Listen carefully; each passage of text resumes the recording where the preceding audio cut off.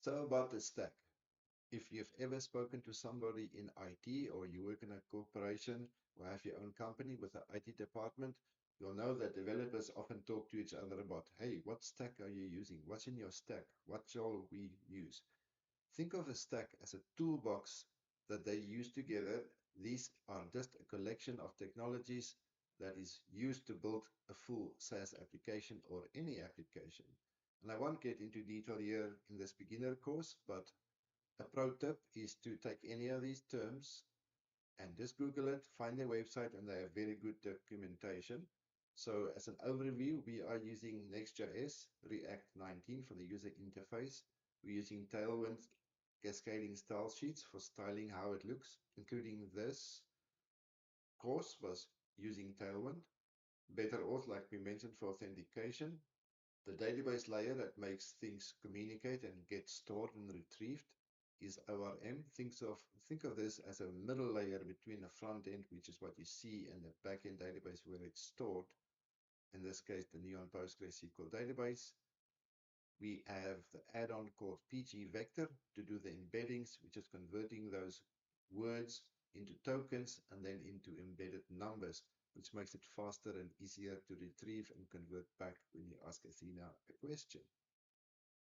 We've chosen to use Open Router AI models. And what I did in the demo is cycle through all the free models. For a production system, you would replace that with professional models from OpenAI, Anthropic, or Google, or your favorite provider. You can still use OpenRouter for that and use the paid models. Just make sure you choose the right model for the right task and that has the right capabilities. We have chosen to deploy this on Vercel. Vercel is a great platform. I recommend you sign up for the hobby plan over there. It's completely free. Think of it in simple terms as the cloud provider. Where does your application live? So once you've tested it on your computer on what's called local host or dev server, and now you want to share it with the world, you need to deploy it somewhere.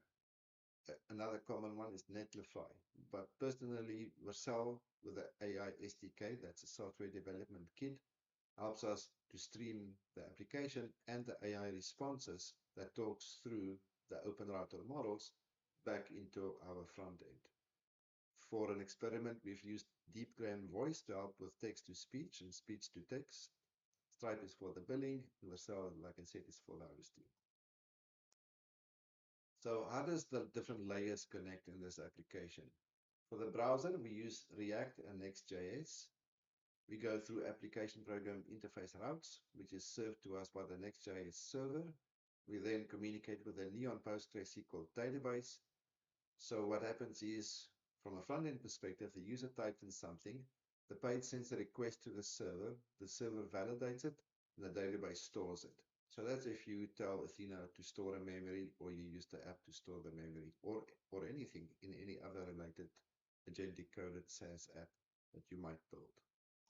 And looking how it works the other way, you can recall a memory. The AI synthesizes the answer through the OpenRouter AI models and streams the text back to the chat window.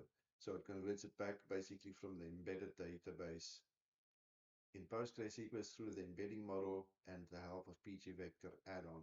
So you can recall your queries through semantic similarity search and keyword full text search, merged and ranked. So essentially, Next.js is the framework that runs everything for us. It is a React framework that handles both the front end, what users see, and the back end, the server logic in one code base. So when you click Save Memory, the browser sends the data to a Next.js API route on the server, which validates it and writes back to the database. There's no separate special backend server needed. It's actually just an application that runs behind the scenes in the cloud. The Drizzle ORM is talking to the database safely. So instead of writing raw SQL queries, you might have heard a select query or SQL database developers talking about writing SQL code. Drizzle lets you write TypeScript code that generates safe TypeScript checked SQL, structured query language. This is the request to retrieve data based on certain conditions. So this prevents a common security bug called SQL injection. Hackers like to do this and then break into your app. So be careful. You have to be aware of hacking at all times when you build these apps. It also means that your IDE, which is your integrated development environment, can catch database errors before they reach production. I like to use VS Code. You can use any IDE that you like, or none at all. You can work directly with Codex or Claude in the command line if you prefer. Cursor is another proper one, but you'll soon see that they have very similar features and how they work to let you see the code. You don't have to write the code, you don't have to understand the code, although it is useful sometimes to take a piece of code and tell the coding agent, hey, can you explain this in simple terms for a non-tech developer? Just so that you see what the code does is what you want it to actually do. So for our cloud database, we've chosen Neon PostgreSQL. It's a serverless one in this case. There are many flavors of this. Supabase is another popular one. You can use that as well if you prefer, and many others. So Neon is a cloud-hosted PostgreSQL database, and we chose Postgre over alternatives like MySQL or MongoDB because it supports pgvector. Remember, we need that for the AI semantic search and a full text search natively. So you don't have to build any extra services.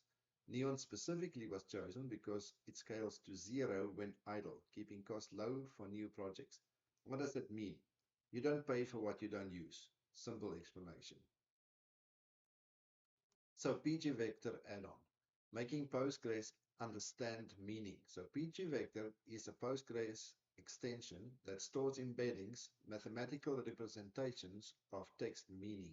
So when you search for notes about vectors, for example, pgvector can find a note title semantic search setup because they're semantically related, even though the words don't match. This is what powers the recall by meaning feature. As a side note, humans communicate with words, but words can have many different meanings. It is the context in a sentence that defines that specific meaning.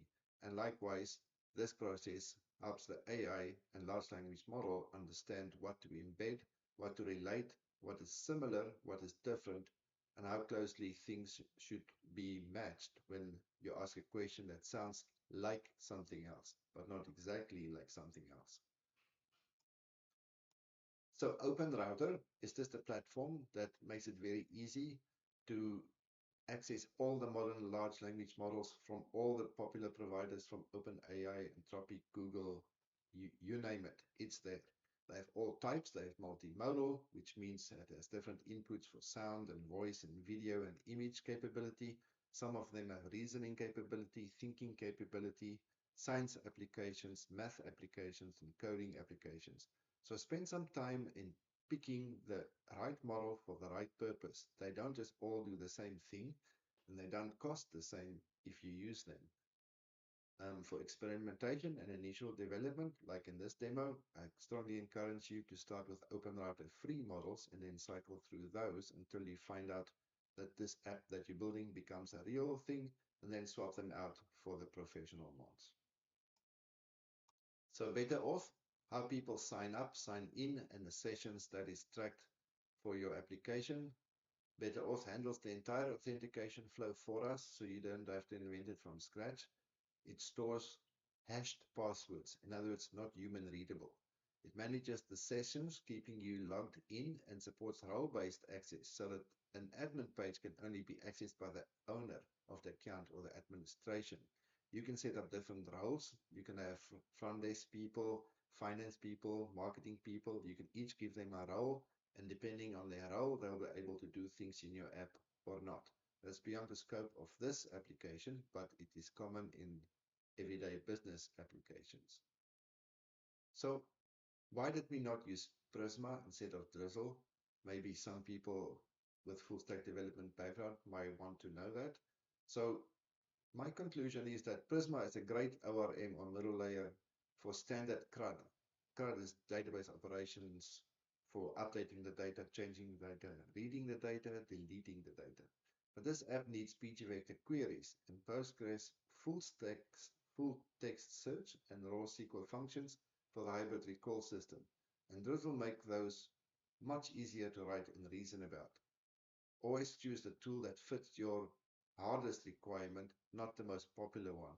Just because everybody else is saying this is the next hot thing on a YouTube video made by a young, excited technology person doesn't mean it is the right answer. Sometimes the old technologies can be used for new purposes because they're trusted and secure and battle tested.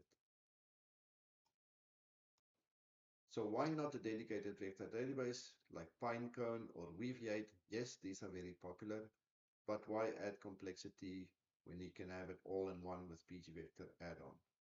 There's nothing wrong with Pinecone or Weaviate for the right application. By all means, research them and use them if you think it makes sense. So the key lesson, the stack decisions here follow one rule. We want to use the fewest services that can handle the hardest requirements. Every extra service that you integrate will add cost and complexity and failure points. Be very careful in your stack combination that they actually do work together.